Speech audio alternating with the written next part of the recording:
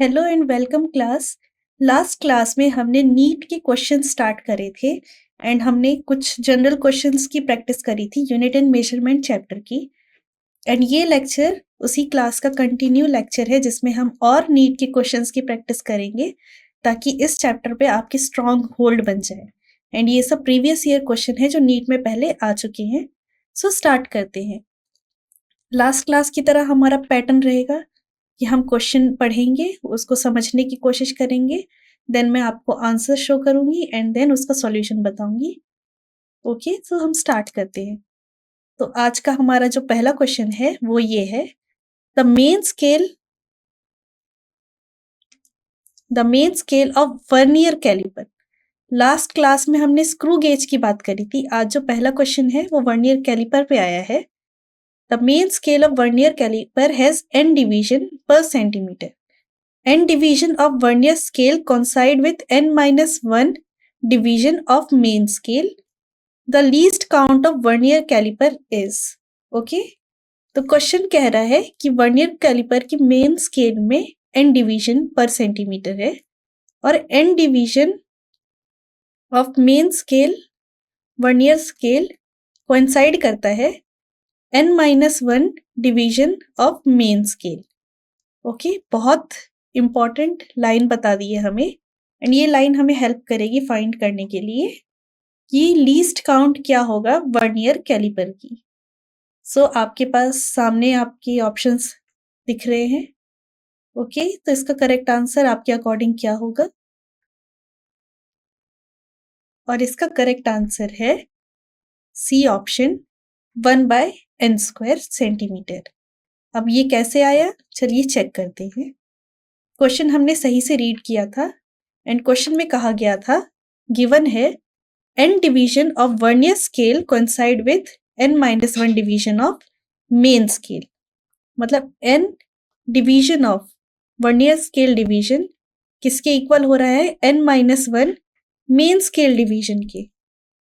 तो 1 vernier scale division किसके equal हो जाएगा? n-1 upon n main scale division.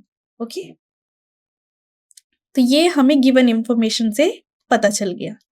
अब जो चीज हमें पहले से पता होनी चाहिए वो ये है, the least count is the difference between 1 main scale division and 1 vernier scale division. Least count क्या होता है? डिफरेंस होता है। डिफरेंस होता है किसके बीच में? 1 main scale division and 1 vernier scale division के। और इसको इक्वेशन फॉर्म में कैसे लिखेंगे? ऐसे लिखेंगे, लीस्ट काउंट किसके इक्वल है? 1 main scale division minus 1 vernier scale division. And पीछे हमें पता चला क्वेश्चन के अकॉर्डिंग कि 1 वर्नियर स्केल डिवीजन किसके इक्वल है? n-1/n main scale division. अब सिंपली इसको सिंप्लीफाई करेंगे तो लीस्ट काउंट किसके इक्वल हो गया? 1/n main scale division. But 1 main scale division किसके इक्वल दे रखा है? 1/n सेंटीमीटर की क्वेश्चन में गिवन है। तो अब मेन स्केल डिवीजन की जगह हम क्या लिख देंगे? 1/n centimetre. तो लीस्ट काउंट आ गया 1/n² सेंटीमीटर। ओके, दो इंफॉर्मेशन हमें क्वेश्चन में ऑलरेडी गिवन थी, हमें सिर्फ इस चीज का यूज करना था कि लीस्ट काउंट क्या होता है। 1 main scale division minus 1 vernier scale division. So ये काफी आसान और काफी ज्यादा इंफॉर्मेशन देने वाला क्वेश्चन था। अब हम नेक्स्ट क्वेश्चन पे चलते हैं एंड नेक्स्ट क्वेश्चन है कि स्क्रू गेज के ऊपर है एंड हमें अब स्क्रू गेज बहुत अच्छे से आ गया है। तो अब इस क्वेश्चन को करते हैं। A student measured the diameter of small steel ball using screw gauge of least count 0.01 centimetre. इस क्वेश्चन में लीस्ट काउंट ऑलरेडी गिवन है। एक स्टूडेंट ने एक स्टील बॉल को स्क्रू गेज की हेल्प से मेजर किया और उस स्क्रू गेज की लीस्ट काउंट दे रखी है। मेजर करने के बाद क्या आया? The main scale reading is 5 millimetre and 0 of circular scale division coincide हो रहा है 25 डिवीजन से। ठीक है, अगर स्क्रू गेज का एरर, बहुत अच्छा क्वेश्चन है, इसमें स्क्रू गेज और एरर एनालिसिस दोनों को एक साथ मिक्स कर दिया है। If screw gauge has a zero error of 0.04 centimetre, correct diameter क्या होगी? करेक्ट डायमीटर क्या होगी? सबसे पहले चीज तो ये कि हमने लास्ट क्लास में डायमीटर कैसे निकालते हैं स्क्रू गेज से, वो सीखा था। तो स्टेप 1 पहले डायमीटर कैलकुलेट करो, एंड स्टेप 2 फिर उसमें एरर सब्ट्रैक्ट करो। एरर सब्ट्रैक्ट करेंगे कि एरर ऐड करेंगे? जीरो एरर आ रही है -0.04 सेंटीमीटर की, तो पहले डायमीटर कैलकुलेट करो, फिर उसमें एरर को अकाउंट में लो। ओके, सो इसका करेक्ट आंसर आपके अकॉर्डिंग क्या आना चाहिए था? चेक करते हैं कि इसका करेक्ट आंसर क्या है, एंड इसका करेक्ट आंसर है डी ऑप्शन 0.529 सेंटीमीटर। अब ये कैसे आया हम देखते हैं। तो स्टेप नंबर 1 था कि हमने जो लास्ट क्लास में जो तरीका सीखा था उससे हम डायमीटर कैलकुलेट करते हैं। लीस्ट काउंट हमें पता है 0.01 सेंटीमीटर है, प्लस क्वेश्चन में गिवन भी है। मिनिमम स्केल रीडिंग हमें दे भी रखा था 5 मिलीमीटर, जिसे हम सेंटीमीटर में कन्वर्ट कर दे रहे हैं, बिकॉज पूरा क्वेश्चन में सेंटीमीटर में सब चीजें चल रही हैं। ओके, एंड क्योंकि सर्कुलर डिवीजन का 0.25 के साथ 25 डिवीजन के साथ कोइंसाइड कर रहा था, तो इसका मतलब वर्नियर स्केल की रीडिंग क्या है? 25। ओके, तो सबसे पहले तो ये क्या था? डायमीटर कैलकुलेशन का फॉर्मूला था, एंड इसमें हमने क्या सब्ट्रैक्ट कर दिया? जीरो एरर सब्ट्रैक्ट कर दिया। तो मेन स्केल रीडिंग हमारे पास है ही 0.5 सेंटीमीटर, वर्नियर स्केल की रीडिंग हमारे पास 25 है, लीस्ट काउंट हमारे पास 0.01 सेंटीमीटर है, और जीरो एरर -0.04 सेंटीमीटर है। मैंने कहा था कि एरर को सब्ट्रैक्ट कर देना है, जीरो एरर हमेशा सब्ट्रैक्ट होता है। हमने वैल्यूज डाली, एंड ये हमारे पास फाइनल आंसर आ गया। ओके, तो पहला स्टेप वही था डायमीटर कैलकुलेट करने का। स्क्रू गेज से जनरली डायमीटर से रिलेटेड ही क्वेश्चंस आते हैं, एंड ये क्वेश्चन ने हमें एक्सप्लेन कर दिया कि अगर हमें जीरो एरर दे रखा है तो उसके साथ हमें क्या करना है। सिंपली डायमीटर वाले फॉर्मूले में माइनस कर देना है जीरो एरर को। ओके, सो ये क्वेश्चन हमें क्लियर हो गया। अब हम नेक्स्ट क्वेश्चन पे चलते हैं। नेक्स्ट क्वेश्चन एरर से रिलेटेड है, एंड जो मैंने आपको बताया था कि ये मोस्ट इंपॉर्टेंट फॉर्मूला है, अगर आपको याद होगा, z equals to a raise to the power p, b raise to the power q and c raise to the power r। इस एग्जाम्पल के थ्रू हमने एरर निकाला था, वैसा ही ये क्वेश्चन है। क्वेश्चन है, in an experiment 4 quantities a, b, c and d are measured with percentage error 1 and 4 respectively. Quantity p is calculated। ठीक है, इस फॉर्मूले से कैलकुलेट करी गई है। एरर इन p फाइंड करना है हमें। ओके, सो ये आपके पास ऑप्शन है, आपके अकॉर्डिंग कौन सा आंसर करेक्ट होना चाहिए? तो हम देखते हैं। करेक्ट ऑप्शन है 14।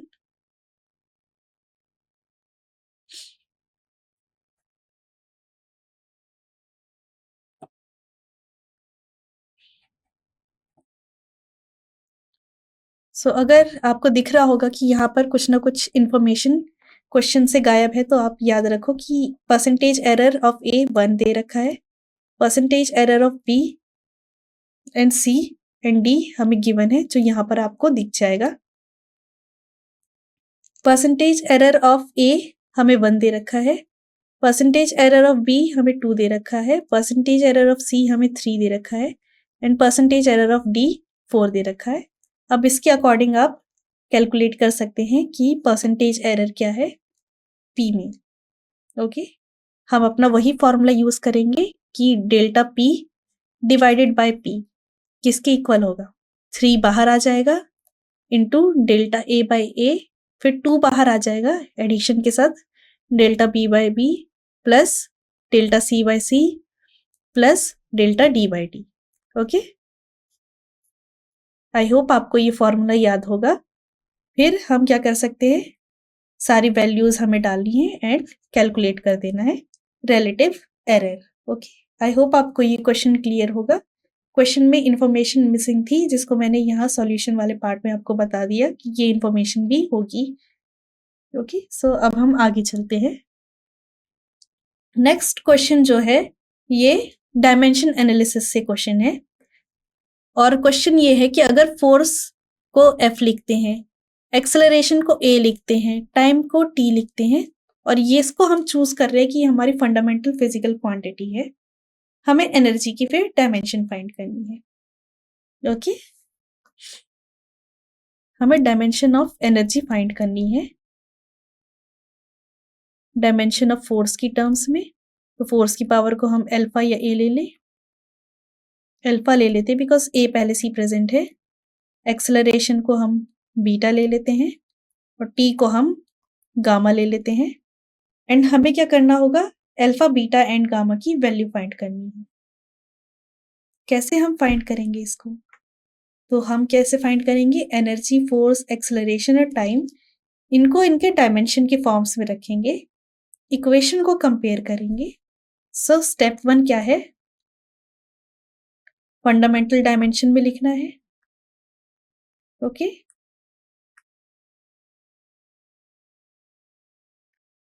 स्टेप 2 क्या है, कंपेयर करना है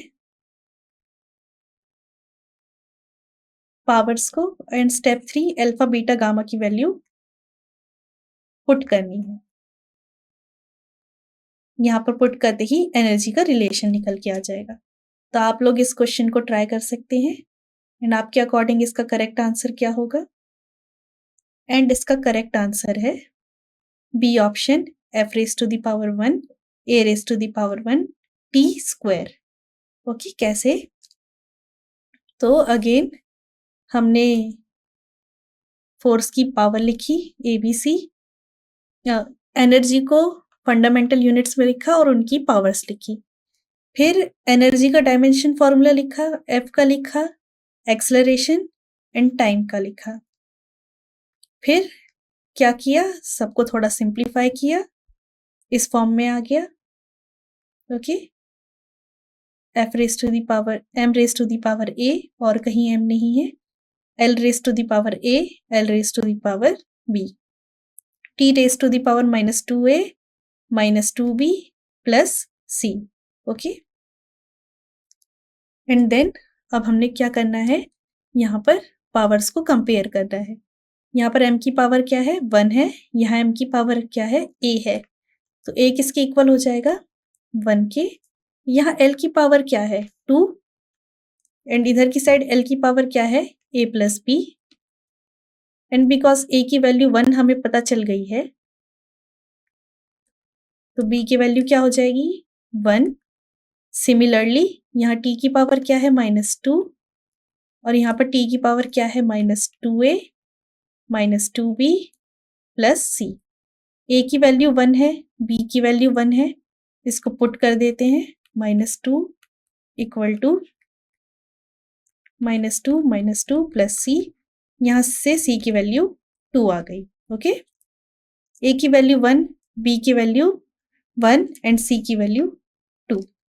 आगे यही कर रखा है हमने, सिंप्लीफाई किया, a की वैल्यू 1, ओके, b की वैल्यू 1, c की वैल्यू 2, एंड यहाँ पर हमने फॉर्मूले में पुट कर दिया और हमें डायमेंशन ऑफ एनर्जी मिल गई।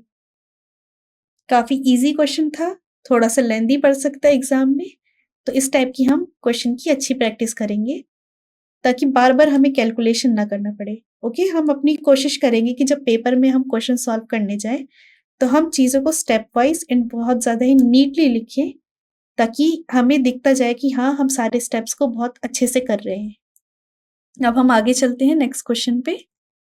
नेक्स्ट क्वेश्चन है कि डायमेंशन ऑफ स्ट्रेस बताना है। ओके, तो उससे पहले हमें पता होना चाहिए कि स्ट्रेस होता क्या है। स्ट्रेस हम mechanical property of solid chapter में पढ़ेंगे जो क्लास 11th में आगे आता है, तब हम स्ट्रेस को डिटेल में जानेंगे। पर स्ट्रेस का अगर जनरल फॉर्मूले की बात करें, force upon area divided by change in length divided by length.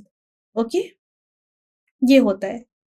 अब मैंने आपके सामने स्ट्रेस का फॉर्मूला रख दिया है, तो आप इसका डायमेंशन कैलकुलेट कर सकते हैं। तो आप लोग इसका डायमेंशन कैलकुलेट करने की कोशिश करें। स्ट्रेस को हम डिटेल में chapter number 8 mechanical property of solids में पढ़ेंगे। ओके, तब मैं इसकी करेक्ट डेफिनेशन और इससे रिलेटेड और अदर चीज़ें बताऊंगी। बट अभी हमें खाली डायमेंशन की ज़रूरत है, तो फॉर्मूला आपके सामने है। तो इसका डायमेंशन कैलकुलेट करने की कोशिश करें। आई होप आपने कर लिया होगा। एंड इसका करेक्ट आंसर क्या है? इसका करेक्ट आंसर है ml-1 t-2। ओके, तो stress force upon area divided by delta L upon L होता है। बट बिकॉज दोनों लेंथ है और दोनों डायमेंशनली सेम है, तो अभी हम फॉर्मूले में वो नहीं लिख रहे हैं और खाली स्ट्रेस को दिखा रहे हैं। फोर्स अपॉन एरिया होता है डायमेंशनली। ओके, तो इसका डायमेंशन हमने कैलकुलेट किया और इस वे में इसका करेक्ट आंसर आ गया। ओके, ये क्वेश्चन बहुत आसान है अगर हमें स्ट्रेस का करेक्ट फॉर्मूला पता हो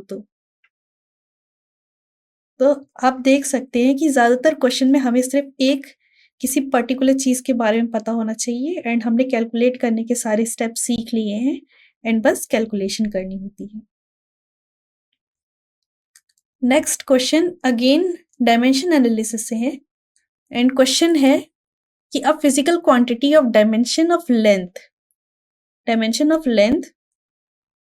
that can be formulated out of speed of light, g and e square upon 4 pi epsilon naught is।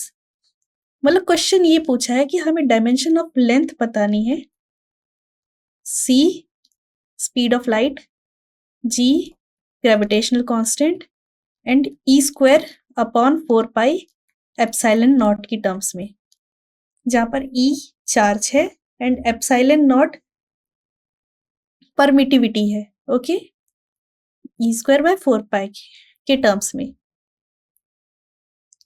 तो ऑब्वियसली इसकी पावर हम कुछ लिख देते हैं ए बी सी।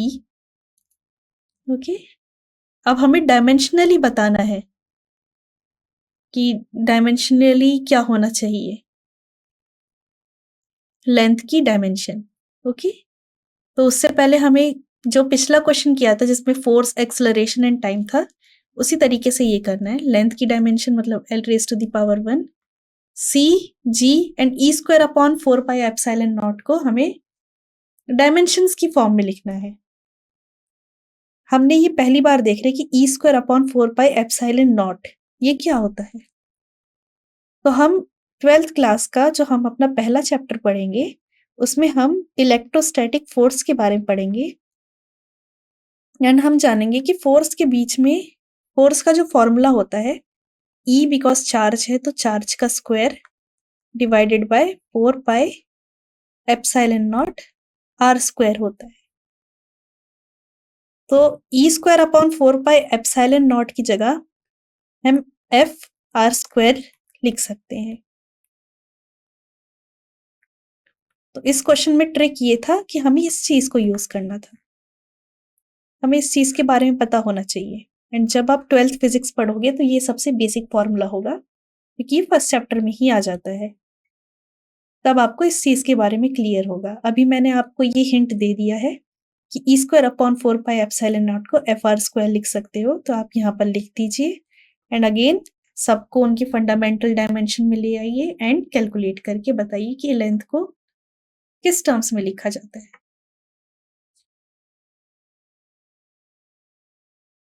एंड आप कैलकुलेशन करेंगे तो फाइंड आउट होगा कि इसका जो करेक्ट आंसर है वो ए ऑप्शन है, 1 upon c square G e square upon 4 pi epsilon naught. Okay okay, and यहाँ पर सॉल्यूशन में मैंने आपको बताया कि e square upon 4 pi epsilon naught r square force के बराबर होता है, तो इस पूरी जगह पे हम आर स्क्वायर अपॉन एफ, यही इस क्वेश्चन की ट्रिक थी। तो इसका डायमेंशन हमें पता चल गया, जी का डायमेंशन हमें पता चल गया एंड हमारे पास एक और टर्म थी स्पीड ऑफ लाइट, उसका डायमेंशन पता चल गया। एंड डायमेंशन से हमने क्या किया, ऑप्शन ही चेक कर लिया, हमने पूरी कैलकुलेशन नहीं करी, हमने ऑप्शन में डायमेंशन डाला और देख लिया कि कौन सा करेक्ट है, एंड लकीली यहाँ पर option number A he correct निकलता है। आप नीट के क्वेश्चन में ये ट्रिक्स खेल सकते हैं कि डायमेंशन आप क्या करें, ऑप्शन में ही डाल लें एंड चेक करें, एलिमिनेट करें कि कौन सा ऑप्शन करेक्ट है या नहीं है। तो यहाँ पर मैंने आपको ऑप्शन चेकिंग से बताया है कि कैसे करेक्ट आंसर निकाला जा सकता है। ओके, तो अब हम अपने नेक्स्ट क्वेश्चन पे आ जाते हैं।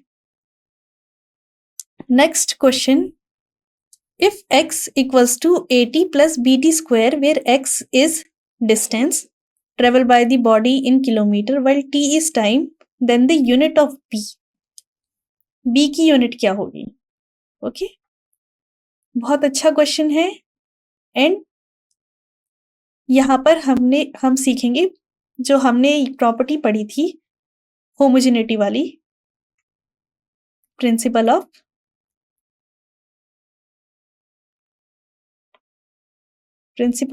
Homogeneity,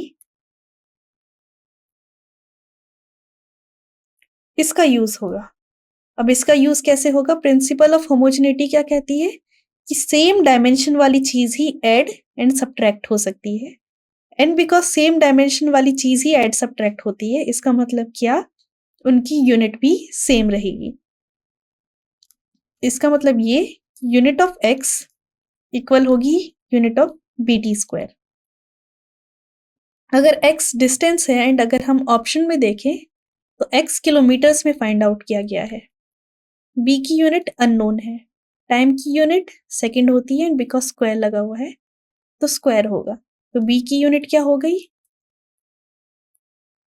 kilometre by second square. Okay, C option.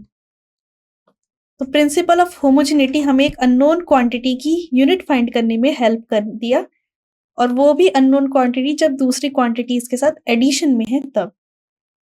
Okay, तो इसका करेक्ट ऑप्शन मैंने फाइंड करके दिखा दिया है कि सी था, एंड ये उसका सॉल्यूशन है। प्रिंसिपल ऑफ होमोजेनिटी का हमने यूज किया है, तो काफी पावरफुल तरीका है ये, बहुत सारे क्वेश्चन को बहुत इजीली सॉल्व कर देती है एंड बहुत बड़ी चीज नहीं बोल रही है, यही इसकी खासियत है। तो अब नेक्स्ट क्वेश्चन पे हम आ जाते हैं। नेक्स्ट क्वेश्चन है, हमें डायमेंशन फॉर्मूला फाइंड करना है सेल्फ इंडक्टेंस का। सो सेल्फ इंडक्टेंस भी एक 12th क्लास का टॉपिक है।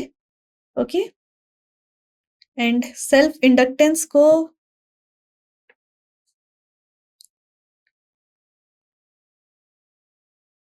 इंडक्टेंस के लिए हमें उसकी फॉर्मूले की जरूरत पड़ती है एक्चुअली में। एंड बिकॉज अभी हमने 11th क्लास में सेल्फ इंडक्टेंस नहीं पढ़ा है तो हम उतने अच्छे से इसको सॉल्व नहीं कर पाएंगे। सेल्फ इंडक्टेंस का एक्चुअली में फॉर्मूला होता है ईएमएफ की टर्म में, एंड ईएमएफ मतलब पोटेंशियल होता है, और ये इसका फॉर्मूला है EMF equals to L D I by D T, मतलब पोटेंशियल इक्वल्स टू, ये एल सेल्फ इंडक्टेंस है, multiply by D I by D T, जहाँ पर आई करंट है एंड टी टाइम है, एंड अभी आपको पता नहीं है कि D I by D T क्या है। तो ये वाला क्वेश्चन तभी सॉल्व हो सकता है जब आपने बिल्कुल 12th क्लास तक अच्छे से फिजिक्स कर रखी होगी तब। तो आपको फिजिक्स के हर एक फॉर्मूले अच्छे से पता होंगे तभी आप उसका डायमेंशन फाइंड कर सकते हैं। ये क्वेश्चन हमें ये जरूर सिखा दे रहा है। ओके, तो सेल्फ इंडक्टेंस को इस तरीके से फाइंड किया जाता है। इस क्वेश्चन को हम तब करेंगे जब हमने 12th क्लास में सेल्फ इंडक्टेंस टॉपिक पढ़ लिया होगा। बाकी डायमेंशन ही कैलकुलेट करना है जो हमें बहुत अच्छे से आता है। ओके, नेक्स्ट क्वेश्चन भी विस्कस फोर्स पे है, डायमेंशन फाइंड करना है हमें। According to Newton the viscous force acting between liquid layers of area A and velocity gradient delta V by delta Z, यहाँ पर डेल्टा एरर नहीं है, डेल्टा मतलब चेंज है, ये इस चीज का ध्यान रखना। हमें फोर्स का फॉर्मूला दे दिया है और हमें ईटा की वैल्यू फाइंड करने को कहा है। ओके, हमें फोर्स का फॉर्मूला दे दिया है, हमें ईटा का डायमेंशन फाइंड करना है, एरिया डीवी बाई डीजेड, हमें सब कुछ क्वेश्चन में ऑलरेडी दे दिया है। फोर्स का डायमेंशन क्या होता है, हमें इसको याद रखना है, M L T minus two, because हम यहाँ पर डायमेंशन कैलकुलेट कर रहे हैं तो नेगेटिव साइन कुछ मैटर नहीं करता है, तो उसको हम हटा देते हैं।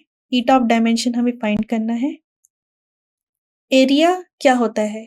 लेंथ स्क्वायर ही होता है, 2 लेंथ का मल्टीप्लिकेशन एरिया होता है, तो ये लेंथ स्क्वायर हो जाएगा डायमेंशनली। डीवी जहाँ पर बता दिया है कि वी वेलोसिटी ग्रेडियंट है, तो मतलब वी वेलोसिटी है। वेलोसिटी का डायमेंशन क्या होता है? वेलोसिटी का डायमेंशन होता है, वेलोसिटी को हम सिंपली कह सकते हैं डिस्टेंस अपॉन टाइम। तो वेलोसिटी का डायमेंशन हो जाएगा LT-1 और dz क्या है? z डिस्टेंस ही है तो इसका डायमेंशन हो जाएगा L।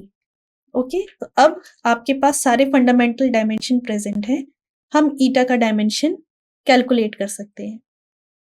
तो इसका डायमेंशन आप कैलकुलेट करके बताइए कि इनमें से कौन सा ऑप्शन मैच कर रहा है एंड इसका करेक्ट आंसर जो है वो है ML-1 T-1 और इसका करेक्ट सॉल्यूशन वही है कि हमने सबका डायमेंशन लिख के ईटा का डायमेंशन कैलकुलेट कर दिया। अब हम नेक्स्ट क्वेश्चन पे चलते हैं। नेक्स्ट क्वेश्चन है कि हमें डायमेंशन फॉर्मूला कैलकुलेट करना है प्रेशर का। तो प्रेशर का हमें सबसे पहले फॉर्मूला पता होना चाहिए। प्रेशर का फॉर्मूला क्या होता है? प्रेशर का फॉर्मूला होता है force per unit area. Okay, तो डायमेंशन ऑफ प्रेशर क्या हो जाएगा? Dimension of force divided by dimension of area. अब सब फोर्स को उसके फंडामेंटल क्वांटिटी में लिखो, एरिया को उसके फंडामेंटल क्वांटिटीज में लिख दो एंड देन इसका डायमेंशन कैलकुलेट करो एंड ऑप्शन मैच करो कि कौन सा ऑप्शन मैच कर रहा है। एंड इसका जो करेक्ट ऑप्शन है वो है C ML-1 T-2। आपको इसका सॉल्यूशन देखना है तो सॉल्यूशन वही है कि डायमेंशन लिखो फोर्स का, एरिया का। फोर्स का डायमेंशन मैंने बार-बार कहा है कि इसको याद रख लीजिए क्योंकि हर बार यूज होता है। ML T-2, एरिया का डायमेंशन L², सिंप्लीफाई किया ML-1 T-2। ओके, तो यहाँ पर हमने इनफ नीट के क्वेश्चन प्रैक्टिस कर लिए हैं यूनिट एंड मेजरमेंट के, और हमने किसी भी टॉपिक को नहीं छोड़ा है।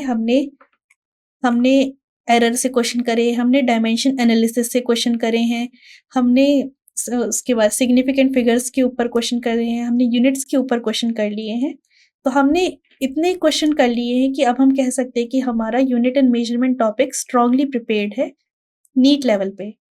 अब नेक्स्ट क्लास में हम नए चैप्टर शुरू करेंगे।